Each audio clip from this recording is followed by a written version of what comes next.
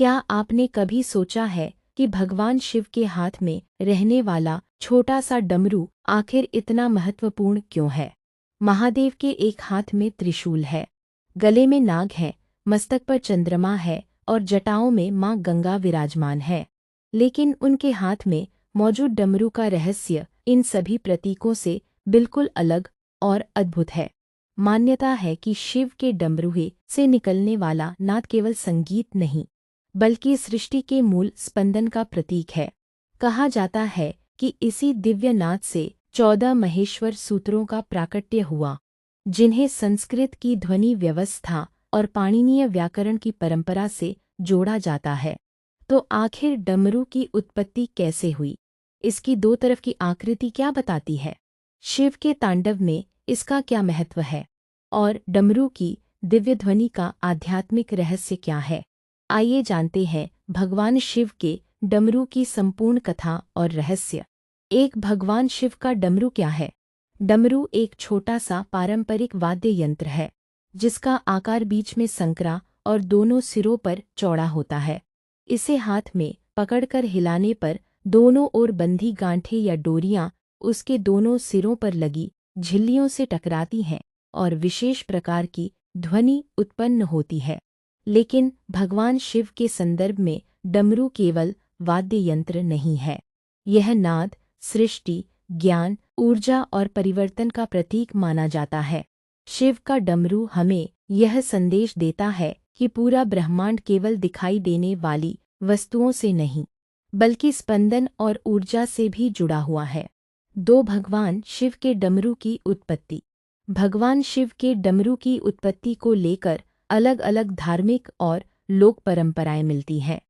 इसलिए इसकी कथा को एक ही ऐतिहासिक घटना के रूप में नहीं, बल्कि धार्मिक मान्यता और प्रतीकात्मक परंपरा के रूप में समझना उचित है।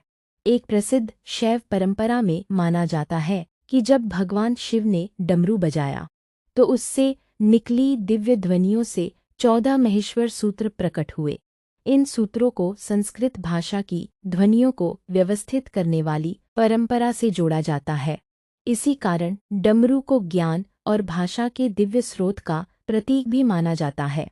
3, डमरू और 14 महेश्वर सूत्रों का रहस्य। यह डमरू से जुड़ी सबसे प्रसिद्ध मान्यताओं में से एक है। संस्कृत व्याकरण की परंपरा में 14 महेश्वर सूत्रों का उल्लेख मिलता है। इन्हें परंपरागत रूप से भगवान शिव के डमरू के नाद से जोड़ा जाता है। कहा जाता है कि शिव ने डमरू बजाया और उससे क्रमशः ध्वनियों के समूह प्रकट हुए। बाद में इन्हीं ध्वनियों को व्यवस्थित करके पाणिनि के व्याकरण में महत्वपूर्ण भूमिका मिली। इसलिए डमरू को केवल संगीत का साधन नहीं, बल्कि ध्वनि से ज्ञान की यात्रा का प्रतीक माना जाता है। 4, डमरू की दिव्य ध्वनि का रहस्य। अब सवाल आता है, डमरू की ध्वनि को दिव्य क्यों कहा जाता है? आध्यात्मिक दृष्टि से नाद का अर्थ केवल सुनाई देने वाली आवाज नहीं है। भारतीय आध्यात्मिक परंपरा में नाद को चेतना और स्पंदन से जोड़कर देखा गया है। जब डमरू बजता है तो एक लयबद्ध ध्वनि उत्पन्न होती है। यह लय हमें याद दिलाती है कि प्रकृति में सब कुछ गति और परिवर्तन में है। दिन और रात का चक्र, ऋतुओं का परिवर्तन, जन्म और मृत्यु, हर जगह एक प्रकार की लय दिखाई देती है। इसलिए शिव के डमरू का नाद ब्रह्मांडीय लय और परिवर्तन का प्रतीक माना जाता है। 5, डमरू और भगवान शिव का तांडव। भगवान शिव के तांडव का वर्णन भारतीय धार्मिक परंपराओं में अत्यंत महत्वपूर्ण है। तांडव में डमरू का नाद शिव की गतिशील ऊर्जा को दर्शाता है। एक ओर डमरू का नाद सृजन का संकेत देता है, तो दूसरी ओर शिव का तांडव परिवर्तन और संहार की शक्ति का प्रतीक है। इसका गहरा संदेश है, जहाँ सृजन है वहाँ परिवर्तन भी है, और जहाँ परिवर्तन है वहाँ नए सृजन की संभावना भी है। यही संसार का चक्र है। 6, डमरू का आकार क्या बताता है? डमरू का आकार भी अपने आप में प्रतीकात्मक माना जाता है। बीच में संकरा और दोनों ओर चौड़ा आकार एक प्रकार के संतुलन को दर्शाता है।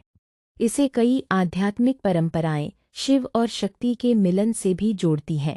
दोनों ओर के भाग अलग दिखाई देते हैं, लेकिन बीच का हिस्सा उन्हें एक साथ जोड़ता है। यह संदेश देता है कि ब्रह्मांड में दिखाई देने वाली विभिन्न शक्तियां अंततः एक ही परम चेतना से जुड़ी हैं। 7 डमरू और सृष्टि का रहस्य। शैव दर्शन में भगवान शिव को परम चेतना के रूप में देखा जाता है।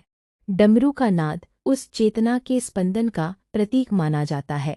एक प्रतीकात्मक दृष्टि से इसे ऐसे समझ सकते हैं, नाद स्पंदन ऊर्जा सृष्टि, अर्थात ध्वनि को यहाँ सृष्टि की शुरुआत के एक आध्यात्मिक प्रतीक के रूप में देखा जाता है।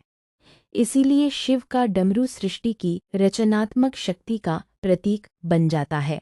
8 डमरू और ओम का संबंध। भारतीय आध्यात्मिक परंपरा में ओम को अत्यंत पवित्र आदि नाद माना गया है। डमरू के नाद को भी नाद ब्रह्म की अवधारणा से जोड़कर देखा जाता है। हालांकि यह कहना सही नहीं होगा कि डमरू की आवाज ही शाब्दिक रूप से ओम है, बल्कि आध्यात्मिक अर्थ में दोनों को दिव्य नाद और ब्रह्मांडीय चेतना के प्रतीक के रूप में समझा जाता है। 9 डमरू का आध्यात्मिक संदेश। भगवान शिव का डमरू हमें कई महत्वपूर्ण संदेश देता है। पहला, परिवर्तन जीवन का नियम है। कुछ भी हमेशा एक जैसा नहीं रहता। दूसरा, ज्ञान ध्वनि और शब्द के माध्यम से भी प्रकट होता है, इसीलिए डमरू को ज्ञान और भाषा से जोड़ा गया। तीसरा, जीवन में लय और संतुलन आवश्यक है। जैसे डमरू की दोनों दिशाएं एक लय में ध्वनि उत्पन्न करती है, वैसे ही जीवन में भी संतुलन आवश्यक है। 10 डमरू और शिव के 5 दिव्य कार्य। शैव दर्शन में शिव से जुड़े 5 कार्यों की चर्चा मिलती है: सृष्टि, स्थिति, संहार, तिरोभाव और अनुग्रह। इनमें डमरू का नाद विशेष रूप से सृजन और चेतना के जागरण के प्रतीक के रूप में समझा जा सकता है। वहीं शिव का तांडव परिवर्तन और संहार की शक्ति का संकेत देता है। इस प्रकार डमरू और तांडव मिलकर जीवन के पूरे चक्र का प्रतीकात्मक दर्शन प्रस्तुत करते हैं। 11 डमरू हमें क्या सिखाता है। भगवान शिव का डमरू हमें सिखाता है कि जीवन में उतार चढ़ाव आते रहेंगे। कभी सृजन होगा, कभी परिवर्तन होगा और कभी पुराने का अंत होगा, लेकिन इस पूरी प्रक्रिया में हमें अपने भीतर की लय और संतुलन को बनाए रखना चाहिए। डमरू का नाद जैसे निरंतर चलता है, वैसे ही जीवन भी निरंतर आगे बढ़ता रहता है। इसलिए डमरू हमें रुकने के बजाय जागृत होकर परिवर्तन को स्वीकार करने की प्रेरणा देता है। समापन।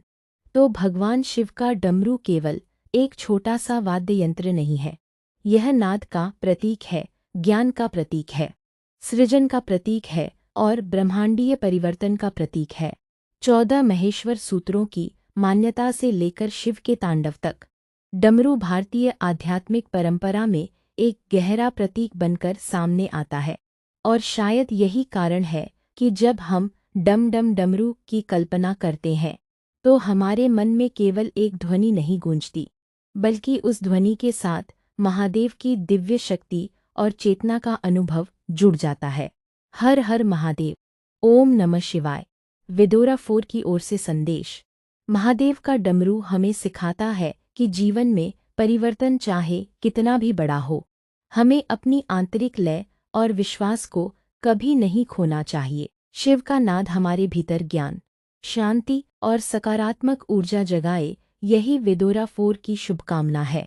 हर हर महादेव।